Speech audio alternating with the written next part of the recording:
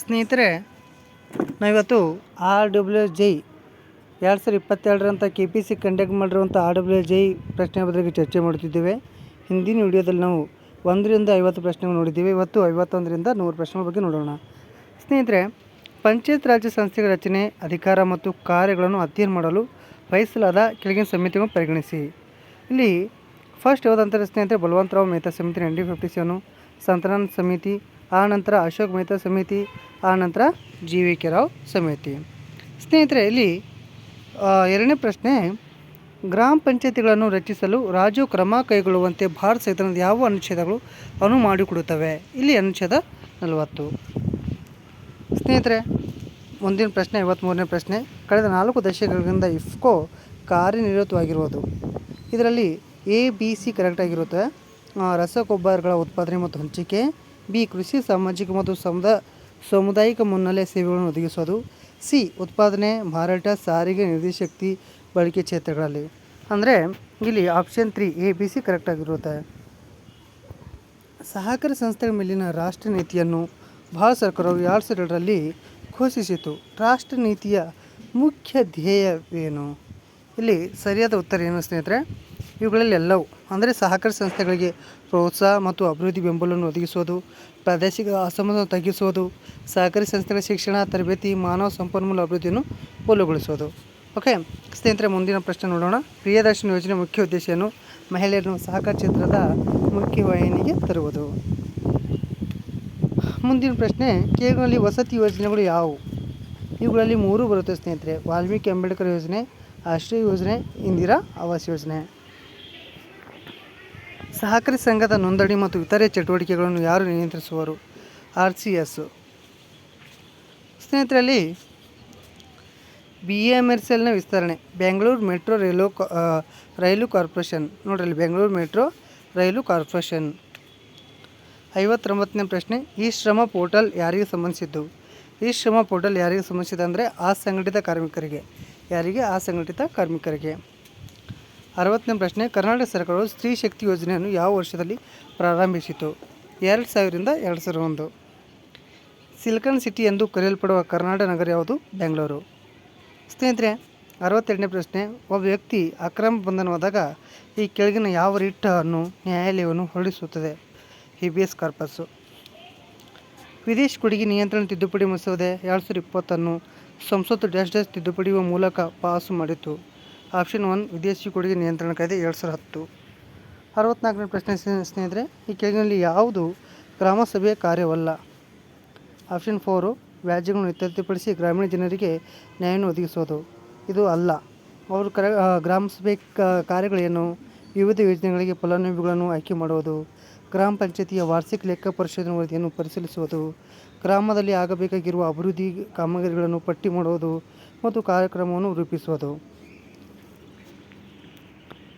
ಪ್ರಶ್ನೆ ಇಲ್ಲಿ 4th ಅಲ್ಲ ಸ್ನೇಹಿತರೆ.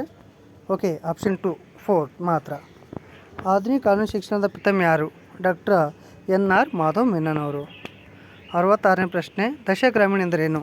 10 ಗ್ರಾಮಗಳ ಮುಖ್ಯಸ್ಥ.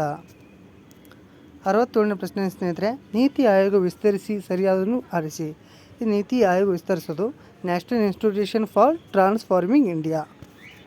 68ನೇ ಪ್ರಶ್ನೆ ಸ್ನೇಹಿತರೆ, ಕೆಳಗೆ ಸಂವಿಧಾನದ ಯಾವ ವಿಧಿಯು ಭಾರತ ಉಪರಾಷ್ಟ್ರಪತಿಯವರ ಚುನಾವಣೆಗೆ ಸಂಬಂಧಿಸಿದೆ? 66. ಮೂಲಭೂತ ಕರ್ತವ್ಯಗಳನ್ನು ಡ್ಯಾಶ್ ಶಿಫಾರಸಿನಂತೆ ಸಂವಿಧಾನದಲ್ಲಿ ಸೇರಿಸಲಾಯಿತು. ಆಪ್ಷನ್ 4 ಸ್ವರ್ಣ ಸಿಂಗ್ ಸಮಿತಿ. 70ನೇ ಪ್ರಶ್ನೆ ಸ್ನೇಹಿತರೆ, ಮಣಿ ಮೇಕಲೆ ಬರೆದವರು ಯಾರಂದರೆ ಸತ್ತನಾರ್. 71ನೇ ಪ್ರಶ್ನೆ, ಈ ಕೆಳಗಿನ ಲೋಹಗಳಲ್ಲಿ ಯಾವುದನ್ನು ಶೇಷ ತನ್ನ ಕರೆನ್ಸಿಗೆ ಬಳಸಲಿಲ್ಲ? ಲೋಹಗಳಿಗೆ ಯಾವುದನ್ನು ಶೇಷ ತನ್ನ ಕರೆನ್ಸಿಗೆ ಬಳಸಲಿಲ್ಲ ಅಂದರೆ ಹಿತ್ತಾಳೆ. ಬೆಳ್ಳಿ, ತಾಮ್ರ, ಚಿನ್ನ ಬಳಸ್ತಾನೆ, ಆದರೆ ಹಿತ್ತಾಳೆ ಬಳಸಲಿಲ್ಲ. ಇದು SDAನಲ್ಲಿ ಆಗಿರುವಂಥ ಪ್ರಶ್ನೆ ಸ್ನೇಹಿತರೆ. ಅಲೆ ದರ್ವಾಜನ್ನು ನಿರ್ಮಿಸಿದ ಸುಲ್ತಾನ್ ಹೆಸರೇನು? ಅಲ್ಲಾವುದ್ದೀನ್ ಖಿಲ್ಜಿ. ಇದು ರಿಪೀಟೆಡ್ ಕ್ವಶನ್ಸು. ದೀನ್ ದಯಾಳ್ ಉಪಾಧ್ಯಾಯ ಗ್ರಾಮೀಣ ಕೌಶಲ್ಯ ಯೋಜನೆ ಘೋಷಣೆ ಆದದ್ದು ರಂದು ಯಾವಾಗಂದರೆ 25 ಸೆಪ್ಟೆಂಬರ್ 2014. 74ನೇ ಪ್ರಶ್ನೆ ಸ್ನೇಹಿತರೆ, ಮೊದಲ ಸಂಗಮ್ ಅಧ್ಯಕ್ಷರು ಯಾರಂದರೆ Agastya. Real India lives in its villages ಎಂದು ಹೇಳಿದವರು ಯಾರಂದರೆ ಮಹಾತ್ಮ ಗಾಂಧೀಜಿಯವರು. ಆಧುನಿಕ ಭಾರತದ ಪುನರ್ಜೀವನ ಪಿತಾಮಹ ಎಂದು ಯಾರನ್ನು ಪರಿಗಣಿಸಲಾಗಿದೆ? ಯಾರಿಗಂದರೆ ರಾಜಾ ರಾಮಮೋಹನ್ ಅವರಿಗೆ ಆಧುನಿಕ ಭಾರತ ಪುನರ್ಜೀವನ ಪಿತಾಮಹ ಎಂದು ಪರಿಗಣಿಸಲಾಗಿದೆ. ಗುರು ಅಂಗದರ ಶಿಷ್ಯ ಹಾಗೂ ಉತ್ತರಾಧಿಕಾರಿಗಳಾಗಿದ್ದವರು ಯಾರು? ಗುರು ಅಂಗದರ ಶಿಷ್ಯ ಹಾಗೂ ಉತ್ತರಾಧಿಕಾರಿಗಳಾಗಿದ್ದವರು ಯಾರು? ಅಮರದಾಸ್ ಅವರು. ಯಾರು? ಅಮರದಾಸ್ ಅವರು.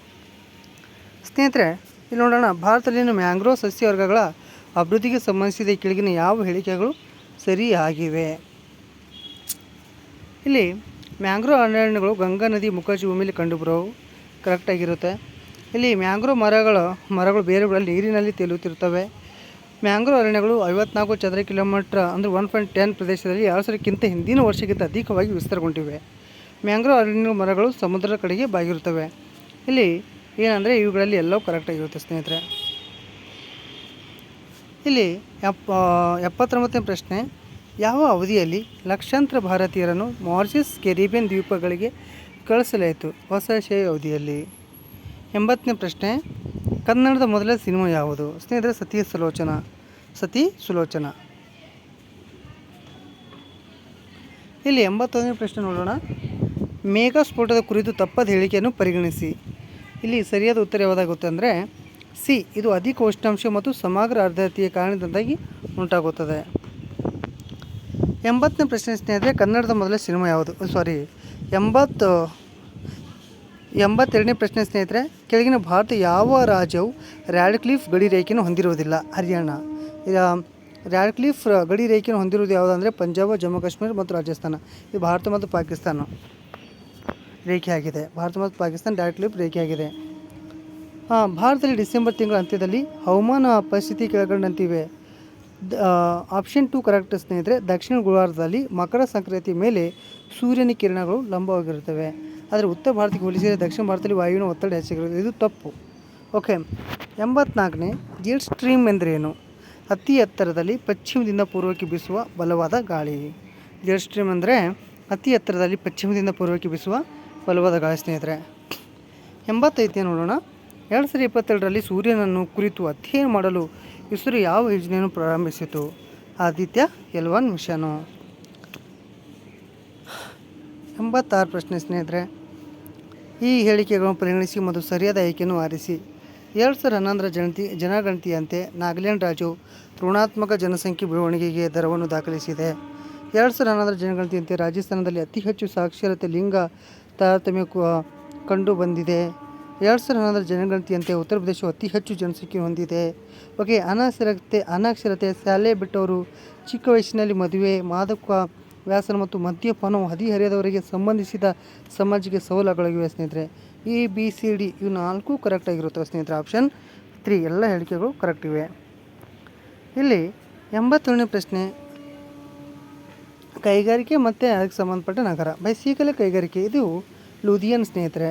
ರೇಷ್ಮೆ ಕೈಗಾರಿಕೆ ಇದು ಮೈಸೂರು ರೇಷ್ಮೆ ಕೈಗಾರಿಕೆ. ರಾಸಾಯನಿಕ ಗೊಬ್ಬರ ಕೈಗಾರಿಕೆ ಇದೆಲ್ಲ ಕಂಡುಬರುತ್ತೆ ನಮಗೆ ಅವನ್ಲಾ. ಹಡಗು ನಿರ್ಮಾಣ ಕೈಗಾರಿಕೆ ಇದು ಕೊಚ್ಚಿಯಲ್ಲಿ ಕಂಡುಬರುತ್ತದೆ ಸ್ನೇಹಿತರೆ. ಅಲ್ಲಿ 88ನೇ ಪ್ರಶ್ನೆ, ಹೈದರಾಬಾದ್ ಕರ್ನಾಟಕ ಪ್ರದೇಶಕ್ಕಾಗಿ ಮಂಡಳಿಯನ್ನು ಸ್ಥಾಪಿಸಲಾಯಿತು. ಇದು ಯಾವುದಂದರೆ ಸಂವಿಧಾನ ತಿದ್ದುಪಡಿ ಕಾಯ್ದೆ 98 ಸಂವಿಧಾನ ತಿದ್ದುಪಡಿ ಮಾಡಿ ಹೈದರಾಬಾದ್ ಕರ್ನಾಟಕ ಪ್ರದೇಶಕ್ಕಾಗಿ ಒಂದು 371J ಆರ್ಟಿಕಲ್ ಜಾರಿಗೆ ತರ್ತಾರೆ ಸ್ನೇಹಿತರೆ. ರಾಜ್ಯ ಲೋಕಸೇವಾ ಆಯೋಗದ ಸದಸ್ಯರ ಅಧಿಕಾರಾವಧಿ 6 ವರ್ಷಗಳು. ಓಕೆ. 90ನೇ ಪ್ರಶ್ನೆ, ಯಾವ ನಗರದಲ್ಲಿ ರಾಷ್ಟ್ರೀಯ ಗ್ರಾಮೀಣ ಅಭಿವೃದ್ಧಿ ಸಂಸ್ಥೆಯನ್ನು ಸ್ಥಾಪಿಸಲಾಯಿತು? ಹೈದರಾಬಾದ್. ಮಧ್ಯಕಾಲೀನ ಆರ್ಥಿಕ ಆಡಳಿತದಲ್ಲಿ ತಲೆಬಂಧ ಸುಂಕ ಆಗಿದೆ. ಸರಿಯಾದ ಉತ್ತರ ಬಡಿಗೆಗಳ ಮೇಲೆ ತೆರಿಗೆ. 92ನೇ ಪ್ರಶ್ನೆ, ವನ್ಯಪ್ರಾಣಿಗಳ ರಕ್ಷಣೆ ಅಡಿಯಲ್ಲಿ ಬರುತ್ತದೆ? ಏಕಕಾಲಿಕ ಪಟ್ಟಿ. ಸ್ನೇಹಿತರೆ, 93ನೇ ಪ್ರಶ್ನೆ, ಈ ಪೈಕಿ ಯಾವ ಆದಾಯ ವಿಭಾಗವು ಅತಿ ಹೆಚ್ಚು ಜಿಲ್ಲೆಗಳನ್ನು ಹೊಂದಿದೆ? ಬೆಂಗಳೂರು. 94ನೇ ಪ್ರಶ್ನೆ, ಕರ್ನಾಟಕ ರಾಜ್ಯವನ್ನು ಎಷ್ಟು ಕಂದಾಯ ವಿಭಾಗಗಳಾಗಿ ವಿಂಗಡಿಸಲಾಗಿದೆ?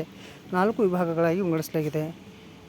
95ನೇ ಪ್ರಶ್ನೆ, ಕೆಳಗಿನ ಯಾವ ಜಿಲ್ಲೆಗಳು ಜಲಾಧಾರ ಯೋಜನೆಗೆ ಮೊದಲನೇ ಹಂತದಲ್ಲಿ ಆಯ್ಕೆಯಾಗಿವೆ? ಮಂಡ್ಯ, ವಿಜಯಪುರ, ಧಾರವಾಡ, ರಾಯಚೂರು. 96ನೇ ಪ್ರಶ್ನೆ, ಇವುಗಳಲ್ಲಿ ಯಾವುದು ಆತ್ಮನಿರ್ಭರ ಭಾರತ ಸ್ತಂಭವಲ್ಲ? ಪೂರೈಕೆ ಅಲ್ಲ. ಇಲ್ಲಿ ಆತ್ಮನಿರ್ಭರ ಭಾರತ ಸ್ತಂಭಗಳು ಯಾವಂದರೆ ಪ್ರಜಾಪ್ರಭುತ್ವ, ಮೂಲಭೂತ ಸೌಕರ್ಯ, ಬೇಡಿಕೆ. Central institute of Indian languages ಪ್ರಧಾನ ಕಚೇರಿ ಎಲ್ಲಿದೆ? ಮೈಸೂರಿನಲ್ಲಿದೆ. 98ನೇ ಪ್ರಶ್ನೆ ಸ್ನೇಹಿತರೆ, ಪ್ರೊ ಗಾಡಿಗಿಲ್ ಮತ್ತು ಡಾಕ್ಟರ್ ಕಸ್ತೂರಂಗನ್ ವರದಿಗಳು ಯಾವುದಕ್ಕೆ ಸಂಬಂಧಿಸಿದಂತೆ ತಯಾರಿಯಾಗಿವೆ? ಇಲ್ಲಿ ಪಶ್ಚಿಮ ಘಟ್ಟಗಳ ಸಂರಕ್ಷಣೆ. ಪ್ರೊ ಗಾಡಿಗಳು ಮತ್ತು ಕಸ್ತೂರಂಗನ್ ವರದಿಗಳು ಅದಕ್ಕೆ ಸಂಬಂಧಿಸಿದೆ ಪಶ್ಚಿಮ ಘಟ್ಟಗಳ ಸಂರಕ್ಷಣೆ. 99ನೇ ಪ್ರಶ್ನೆ, ದಟ್ಟವಾದ ಅರಣ್ಯಗಳ ಹಂಚಿಕೆ ಸಮಸ್ಯೆಯಂತೆ ಅವರೋಹಣ ಶ್ರೇಣಿಯಲ್ಲಿ ಕರ್ನಾಟಕ ಕೆಳಗಿನ ಜಿಲ್ಲೆಗಳು ಸರಿಯಾದ ಅನುಕ್ರಮಕ್ಕೆ ಪತ್ತೆ ಮಾಡಿರಿ. ಆಪ್ಷನ್ 2 ಉತ್ತರ ಕನ್ನಡ, ಕೊಡಗು, ಚಿಕ್ಕಮಗಳೂರು, ದಕ್ಷಿಣ ಕನ್ನಡ.